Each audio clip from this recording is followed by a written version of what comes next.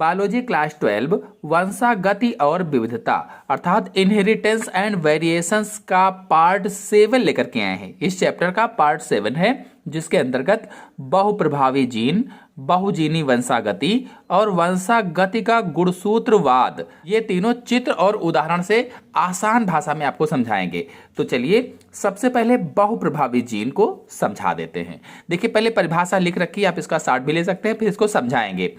तो कुछ जीन एक से अधिक गुणों को प्रभावित करने में समर्थ होते हैं, ऐसे जीन्स को बहुप्रभावी जीन कहा जाता है। कुछ ऐसे जीन होते हैं जो एक से अधिक गुणों को प्रभावित करने में समर्थ हैं, ऐसे जीन को ही बहुप्रभावी जीन कहा जाता है।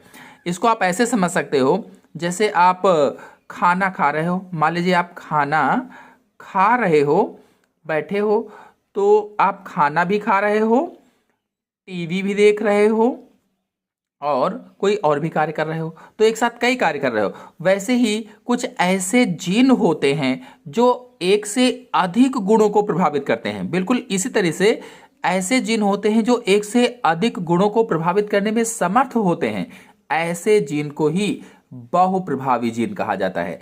उदाहरण के रूप में जैसे जो ड्रोसोफिला मक्खी होती है, ड्रोसोफिला में नेत्रों के रंग को निर्धारित करने वाला जीन, जो ड्रोसोफिला है उसका जो नेत्र होता है, नेत्रों का जो रंग है, रंग को निर्धारित करने वाला जो जीन है, ये मादाओं में शुक्राणुओं को संचित करने वाले अंग और अन्य रचनाओं के आकार को प्रभावित करता है। तो कई सारे कार्य करता है, इसलिए एक ऐसा जीन हुआ तो बहुप्रभावी जीन हो गया। और एकल जीन के ऐसे प्रभाव को ही बहुप्रभाविता कहा जाता है। एक और एग्जाम्पल में आपको बताते हैं। जैसे मटर का पौधा था, मटर थी मान लीजिए, तो मटर में एक ही जो जीन है, एक ही जीन क्या करता है कि पुष्प का जो रंग है, पुष्प के रंग को प्रभावित करता है एक ही जीन। और फिर वही जीन जो बीज का कवच होता है, बीज का कवच यानी बीजावरण या सीड कोट कह लो, सीड कोट को प्रभावित करता है। तो एक ही जीन है, ये पुष्प के रंग को भी प्रभावित कर रहा है और बीज के कवच को यानी बीजावरण को भी प्रभावित कर रहा है। तो इस जीन को क्या कहेंगे? बहुप्रभावी जीन कहेंगे। इसीलिए कहा गया कुछ ऐसे जीन जो एक से अधिक गुणों को प्रभावित करते हैं बहुप्रभावी जीन कहलाते हैं। ड्रोसोफिला का उदाहरण यहाँ पर लिखा था मैंने, साथ ही साथ मटर का मैंने एग्जाम्पल बताया आपको कि जैसे मटर का पौधा है तो इसमें एक जीन पाया जाता है, वो जीन पुष्प के रंग को भी प्रभावित करता है और बीज के कवच को भी प्रभावित करता है, यानी बीज के जो आवरण होता है, सीड कोट होता है, उसको भी प्रभावित करता है। ऐसे ही आपको बता दें, जो सिकल सेल एनीमिया थी, सिकल सेल एनीमिया में तो जो लाल रुधिर कणिकाएं होती हैं, ये कणिकाएं हंसियाकार हो जाती हैं, हंसिया जैसी बन जाती हैं। तो ये हंसिया जैसी कैसे बन जाती हैं? एचबीएस जीन पाई जाती है।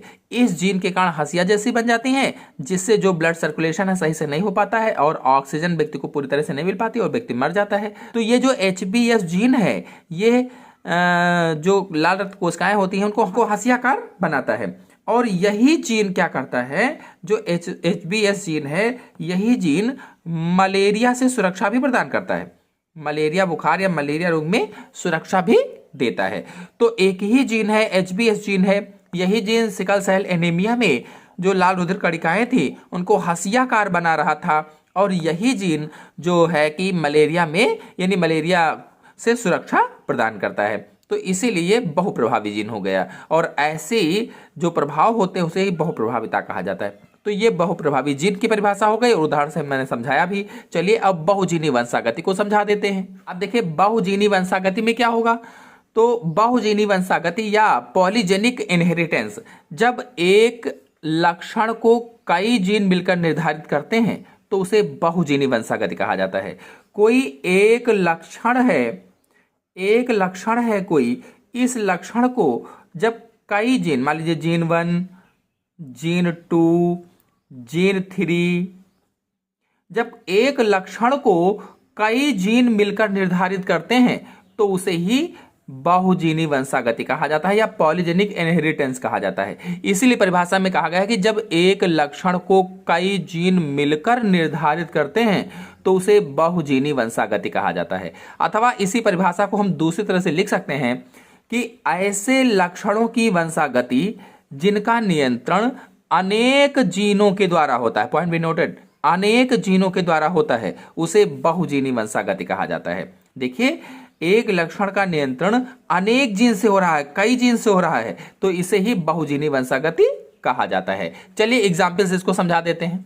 अब देखिए, जैसे मानव की लंबाई है, मानव की लंबाई है तो अधिकतम लंबे भी होते हैं, अधिकतम लंबे भी होते हैं और अधिकतम बौने भी होते हैं, अधिकतम बौने भी होते हैं और बीच के भी होते हैं, यानी मध्यम लंबाई वाले होते हैं, मध्यम लंबाई वाले भी होते हैं। तो देखिए, मानव की लंबाई है, जो सबसे अधिक लंबा होगा वो अधिकतम लंबा है, जो सबसे अधिक बौना होगा वो अधिकतम बौना है। लेकिन ये जरूरी नहीं कि सबसे अधिक लंबा हो और सबसे अधिक बौना हो, इसके बीच के ना हो, बीच के भी होंगे, मध्यम लंबाई वाले भी होंगे, इससे कम लंबा भी होगा और उससे कम लंबा होगा, इससे थोड़ा ज्यादा बड़ा भी होगा और थोड़ा लंबा होगा। इस तरह से एक ही लक्षण है और कई जीन मिलकर इसको निर्धारित कर रहे हैं, तो ये बहुजीनी वंशागति हो गई, अनेक जीनों के द्वारा जो निर्धारित होता है। और एक एग्जाम्पल आपको बताते हैं। जैसे मेंडल ने मटर का पौधा बताया था, तो उसमें जो मटर की लंबाई थी, एक तो शुद्ध लंबा बताया था, शुद्ध लंबा, और दूसरा बताया था शुद्ध बौना, शुद्ध बौना। तो क्या मटर की जो लंबाई का एक लक्षण है, ये जो लक्षण है, क्या शुद्ध लंबा और शुद्ध बौना ही होगा? इसके बीच के नहीं होंगे, बीच के भी होंगे, इससे कम लंबा होगा, इससे कम लंबा हो सकता है और इससे थोड़ा और बड़ा हो सकता है। तो ये मध्यम लंबाई वाले भी होंगे, मध्यम लंबाई वाले भी पौधे होंगे। ये मटर की लंबाई एक ही लक्षण है, उसको निर्धारित कर रहे हैं। तो जब एक लक्षण को कई जीन मिलकर निर्धारित करते हैं तो उसे ही बहुजीनी वंशागति कहा जाता है। एक एग्जाम्पल आपको और बताते हैं। जैसे त्वचा का रंग था, त्वचा का रंग है, मानव की त्वचा का जो रंग है काला होगा, यानी अधिकतम काला होगा, गोरा होगा तो अधिकतम गोरा होगा, और बीच के भी तो होंगे, हल्के रंग के भी तो होंगे, हल्के रंग के या कह लीजिए कि भूरे रंग के भी होंगे। तो कई रंग होते हैं, तो ये जो जीन है कई सारे, ये सभी मिलकर के त्वचा के रंग को निर्धारित कर रहे हैं। ये एक लक्षण है, एक लक्षण को कई जीन मिलकर जब निर्धारित करते हैं तो उसे ही बहुजीनी वंशागति कहा जाता है। चलिए अब वंशागति का गुणसूत्रवाद समझा देते हैं। वंशागति का गुणसूत्रवाद अथवा क्रोमोसोमल थ्योरी ऑफ इनहेरिटेंस, इस पर एक क्वेश्चन बहुत पूछा जाता है, ये जो मैंने लिख रखा है, इसी को वंशागति का क्रोमोसोम सिद्धांत भी कहते हैं। चाहे वंशागति का गुणसूत्रवाद कहो, चाहे वंशागति का क्रोमोसोम सिद्धांत कहो, चाहे क्रोमोसोमल थ्योरी ऑफ इनहेरिटेंस कहो। तो ये क्वेश्चन बहुत पूछा जाता है कि वंशागति का क्रोमोसोम सिद्धांत किसने दिया था या वंशागति का गुणसूत्रवाद किसने दिया था। कई बार ये क्वेश्चन पूछा गया है, तो इसलिए मैंने इसको लिखा है वाल्टर सटन और थियोडर बॉवेरी ने वंशागति का गुणसूत्रवाद या वंशागति का गुणसूत्रीय सिद्धांत प्रस्तुत किया था। किसने? तो सटन और बॉवेरी ने, सटन व बॉवेरी ने, इनका पूरा नाम क्या था? वाल्टर सटन और थियोडर बॉवेरी ने वंशागति का गुणसूत्रीय सिद्धांत प्रस्तुत किया था। इसमें से केवल यही अधिकतर पूछा जाता है, ज्यादातर यही पूछा जाता है। फिर भी इस सिद्धांत के अंदर क्या क्या था, इस सिद्धांत में क्या था, आपको बता दें कि पहली विशेषता यह थी कि जो द्विगुणित युग्मनज था, द्विगुणित जो युग्मनज था, द्विगुणित युग्मनज कहो चाहे जायगोट भी कह सकते हो, युग्मनज को जायगोट भी कहा जाता है। द्विगुणित युग्मनज से उत्पन्न जितनी भी कोशिकाएं होती हैं, उत्पन्न सभी दैहिक कोशिकाएं, दैहिक कोशिकाएं, सभी दैहिक कोशिकाएं द्विगुणित होती हैं, द्विगुणित होती हैं। देखिए युग्मनज कहां से बना? जब शुक्राणु जो होता है अंडाणु से संलयित होता है, शुक्राणु अंडाणु से संलयित होता है या शुक्राणु और अंडाणु आपस में संलयित हो जाते हैं तो एक तीसरी संरचना बनती है जिसे युग्मनज कहा जाता है। शुक्राणु क्या था? आगुणित था। अंडाणु क्या था? आगुणित था। ये दोनों हैप्लॉइड थे, दोनों मिल करके डिप्लॉइड यानी द्विगुणित संरचना का निर्माण करते हैं जिसे जायगोट या युग्मनज कहा जाता है। तो द्विगुणित युग्मनज हो गया। आप द्विगुणित युग्मनज से उत्पन्न दैहिक कोशिकाएं, जितनी भी कोशिकाएं बनेंगी वो सभी द्विगुणित ही बनेंगी, 2n ही होंगी। ये सिद्धांत की पहली विशेषता है। और दूसरी विशेषता ये थी, प्रत्येक दैहिक